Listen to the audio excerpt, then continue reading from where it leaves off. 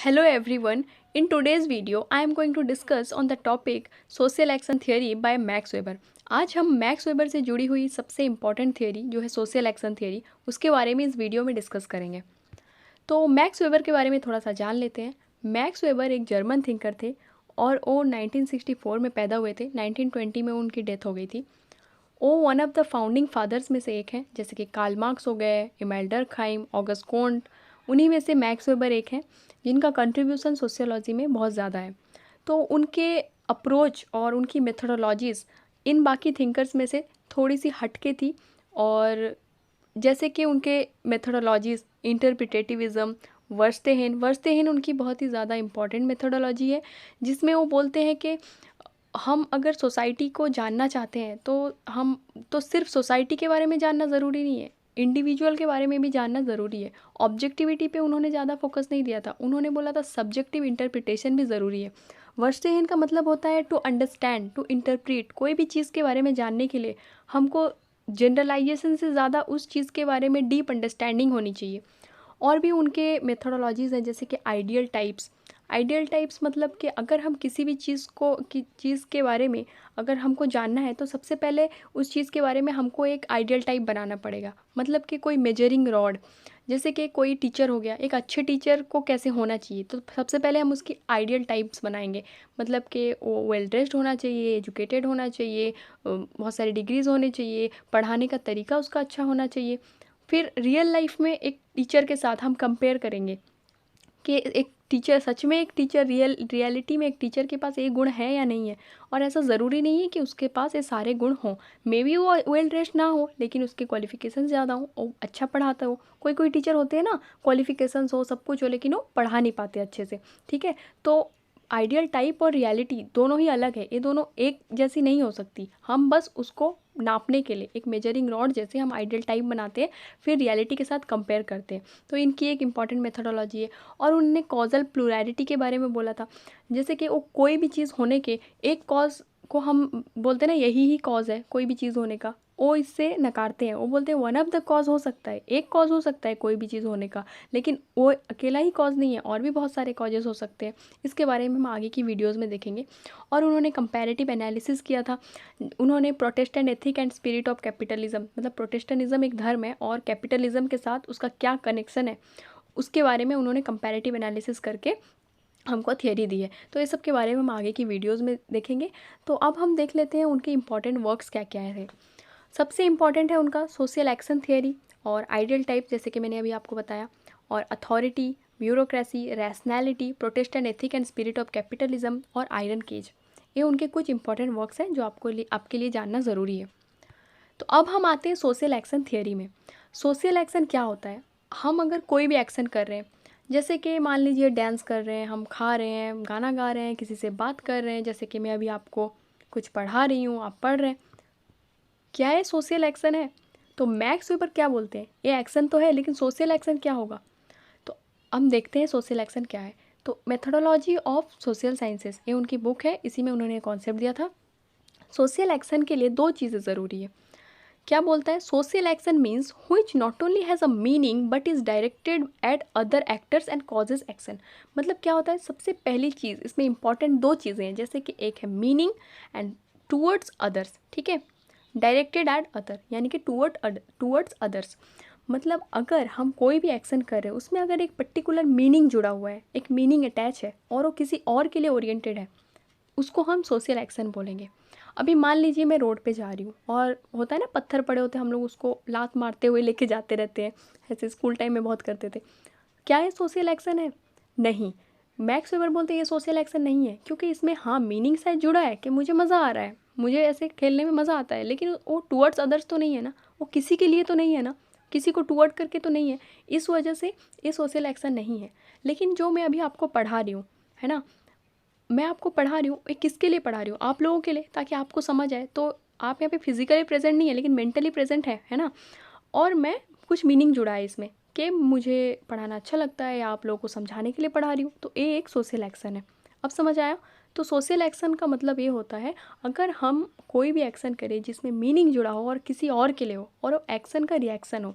और एक एग्जाम्पल देती हूँ मैं। जैसे कि अभी मैं बैठी हूँ, आपको जाके एक थप्पड़ लगा दूँगी, लेकिन ये सोशल एक्शन नहीं है। क्यों? क्योंकि अगर आपने मुझे कुछ बोला है या फिर आपने मुझे एक थप्पड़ मारा है, उसके बाद अगर मैं जाके आपको रिटर्न में एक थप्पड़ मारती हूँ, तब वो हो जाएगा सोशल एक्शन, क्योंकि वो एक्शन का रिएक्शन था। लेकिन ऐसे ही कोई तो, अब इसमें मीनिंग तो अटैच है नहीं, मैं ऐसे ही जा रही हूँ थप्पड़ मार दे रही हूँ, है ना, तो इसको सोशल एक्शन नहीं बोला जाएगा। और मैक्स वेबर इसके बारे में क्या बोलते हैं? Action is social in so far as its subjective meaning takes account of the behavior of others and is thereby oriented in its course। तो क्या बोलते हैं? जिसमें एक सब्जेक्टिव मीनिंग अटैच हो, इंडिविजुअलिस्ट मीनिंग अटैच हो किसी चीज़ में, तो उस चीज़ को क्या बोला जाएगा? सोशल एक्शन बोला जाएगा। अब सोशल एक्शन को उन्होंने 4 तरीकों में डिवाइड कर दिया है। उन्होंने बोला सोशल एक्शन 4 तरीके के होते हैं। हम लोग दुनिया में, सोसाइटी में जितने भी एक्शंस करते हैं वो उन्होंने इन सब को 4 कैटेगरी में डिवाइड कर दिया। First one is zweck rational action, second one is wert rational, affective action, traditional action. इसका अगर आप शॉर्ट फॉर्म बनाएं तो आप इसको ऐसे टॉस के रूप में याद कर सकते हैं। लेकिन ये टॉस जो भी ये शॉर्ट फॉर्म है, मैंने नहीं बनाया, मैंने कहीं पढ़ा था, इसलिए मैं आपको बता रही हूँ। तो इससे अब traditional, affective, wert rational, zweck rational, अब हम एक एक करके देख लेते हैं इसका मतलब क्या होता है। तो सबसे पहली चीज़ होती है ज़्वेक रैशनल। ज़्वेक रैशनल का दूसरा नाम है इंस्ट्रूमेंटल एक्शन। ठीक है, ज़्वेक रैशनल या इंस्ट्रूमेंटल एक्शन, इसका मतलब क्या होता है? It is determined by expectation as to the behaviour of objects in the environment and of other human beings. This expectations are use to conditions और means for the attainment of the actors own rationally pursued and calculated ends. Zweck rational action क्या होता है? इसमें 2 चीज़ें होती हैं important. First one is means, second one is ends.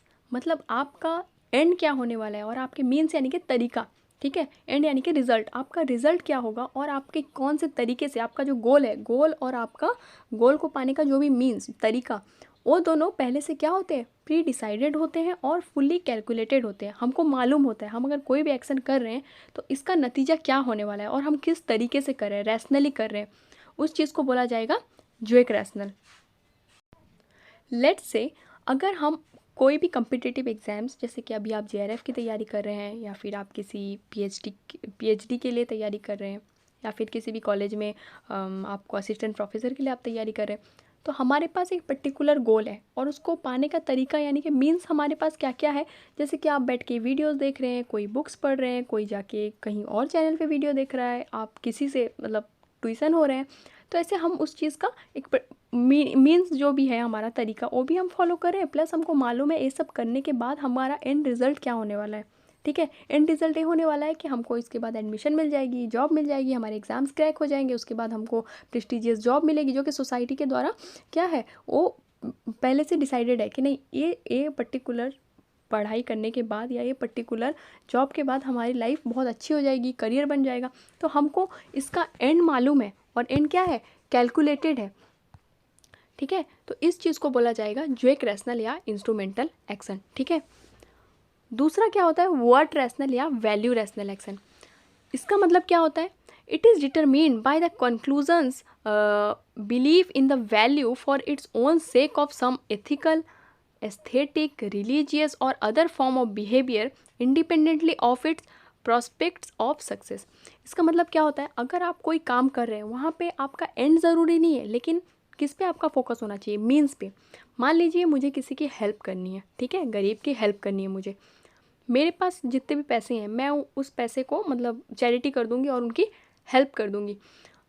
लेकिन क्या मैं किसी का मतलब किसी के घर में डाका डाल के तो हेल्प नहीं कर सकती ना, ये मेरे वैल्यूज़ नहीं सिखाते, इसमें वो कोई वैल्यू नहीं अटैच है। मेरे सोशलाइजेशन, मेरी जो भी मेरे घर वालों ने सिखाया है, जो भी अच्छे डीड्स जो होते हैं ना, गुड डीड्स, वो सब ये नहीं सिखाता कि मैं जाके किसी का डाका डाल के लेके किसी को दान दे दूँ। ऐसा नहीं है। आप अगर कोई काम कर रहे हैं, एक्शन कर रहे हैं, तो वहाँ पे आपका क्या जुड़ा हुआ है? आपके मीन्स ज़्यादा ज़रूरी हैं, एंड आपका ज़रूरी नहीं। मैं भी हेल्प ना कर पाऊँ चलेगा, ठीक है, लेकिन मैं किसी का चोरी नहीं कर सकती। ठीक है, जैसे कि एग्ज़ाम्स मुझे क्रैक करना है, मैं चीटिंग नहीं कर सकती, मैं चीटिंग नहीं करूँगी, भले ही मेरा एग्ज़ाम क्रैक ना हो, लेकिन अपने वैल्यूज़ को मैं सबसे ऊपर रखूँगी। ठीक है, नेक्स्ट इज अफेक्टिव एक्शन।